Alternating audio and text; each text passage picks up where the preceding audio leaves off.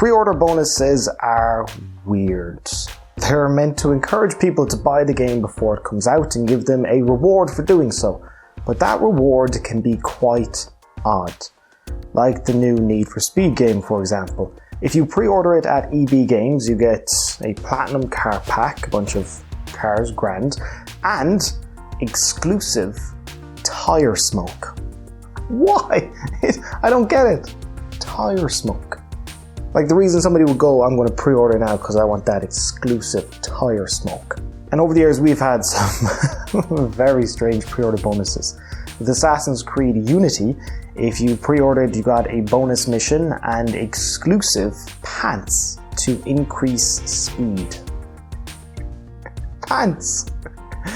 And then before that, Assassin's Creed Black Flag, if you pre-ordered, you had a chance of getting an American football. But not any American football, it was black, because pirates, and had Assassin's Creed 4 Black Flag written on the side of it. Because when I think of swashbuckling pirate adventures, I think of American football.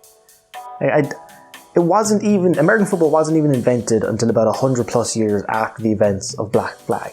Recently, if you pre-ordered arms, you had the chance of getting a pair of arm sleeves with arms written on it to wear on your arms while playing arms. If you pre-ordered Mario Kart 8 on the Wii U, you could get a €10 gas card. What they're essentially doing with that $10 gas card is just reimbursing the customer for driving to the store. Like you get in your car, you drive, and you get a gas card, and then you drive back and just cover your fuel. As far as pre-order bonuses go, reimbursing me for my travels, not too shabby. Resident Evil 5 had a sand globe. Sand globe. A sand globe. A sand globe. Street Fighter 4 had finger puppets. Little finger puppets. And right now, if I go down to my local GameStop and I pre-order South Park The Fractured But Whole, I'll get access to 20 minutes of cutscenes DLC and 3, count them, 3 South Park postcards. Or if I go online and I buy South Park This Fractured But Whole digitally, well, if I pre-order it, pre-purchase should I say, I get the first game, South Park The Stick of Truth, for free. Again, the first game for free is actually a good pre-order bonus. And every now and again, pre-order bonuses can be good. For example, Alien Isolation had a pre-order bonus of you get a mission with the original crew of the first movie. A 20-minute mission, you got them all back, do the voiceover, do the motion capture. Well, do the face capture, not sure about motion capture. But that's good. And then later it was made available as DLC for about £3. That's good, I understand. It would have been nice if that was just in the game, but I understand why, because they had to pay the actors and all that. Another good example of pre-order bonus is Uncharted The Lost Legacy, which already is a good deal. It's a full-fledged Uncharted game for £40. It's the same size as the early Uncharted games and it's a discounted price.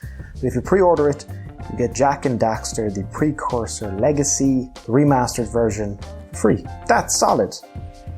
That's one of the, between those two examples, every now and again it can actually be, it's worthwhile. But sometimes it can be god awful. You probably remember this, the augmented pre-order for Deus Ex Mankind Divided, where it was tiered. So if you pre-order, you get tier 1 and you can pick between one of 3 costumes.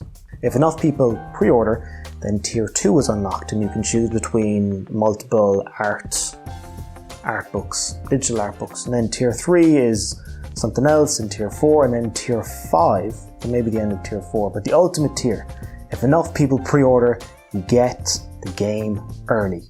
4 whole days early. People did not like this.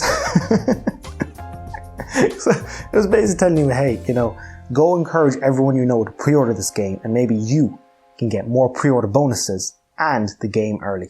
The response was so terrible that they ended up scrapping the whole thing and just, if you pre-order, you get all the DLC, and that's your thing.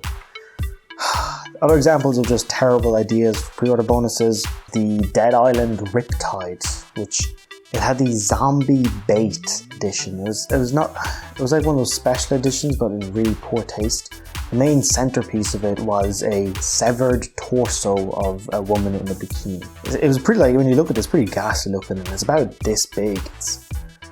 It's kind of horrible. They ended up, horrible backlash. They cancelled it. The Watch Dogs release and all the bonuses and all the different editions was so convoluted that you literally needed a spreadsheet which somebody made to figure out what you want. If you truly wanted the full Watch Dogs experience, you'd have to buy the game 4 or 5 times. It's so complicated. The first and only game I ever pre-ordered, and even back then it wasn't called pre-ordering, it was called reserving.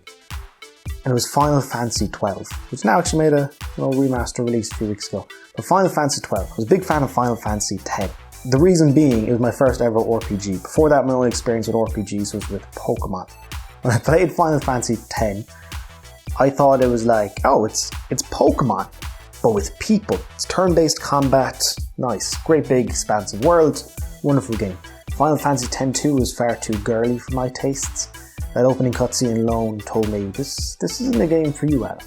And then 11 was an MMO, and then 12 was being announced, and it was big. I was picking up game magazines and thought there was this huge buzz around it, online articles and preview events. Thought there was a big swell, and then when I was walking by GameStop one day, there was this big promotion for it. They went all out. I said, damn, this game's going to be flying off the shelves. I really want to play it day one. So I walked in and I said, they do the whole spiel every time you buy a game. You're interested in upcoming releases? Would you like to do that?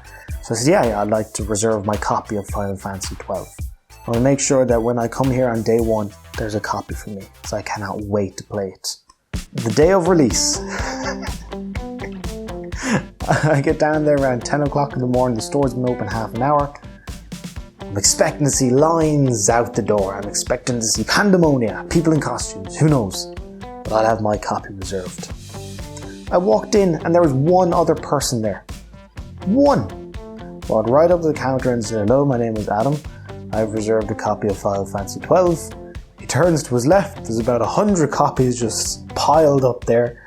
Oh yes, Adam, here you go, here's your copy of Final Fantasy 12.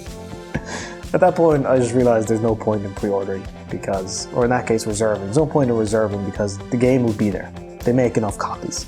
And now with digital, if you miss it in the store, you don't fancy leaving your house, just get it digitally. There's going to be an abundance of copies available for everyone. Unless, I don't know, if Half-Life 3 was announced tomorrow and there was only physical release, maybe that might have enough for groundswell that you'd want to reserve a copy. I don't know. I'm going to leave you with one final pre-order bonus. Just the cream of the crop. Probably bad phrasing, but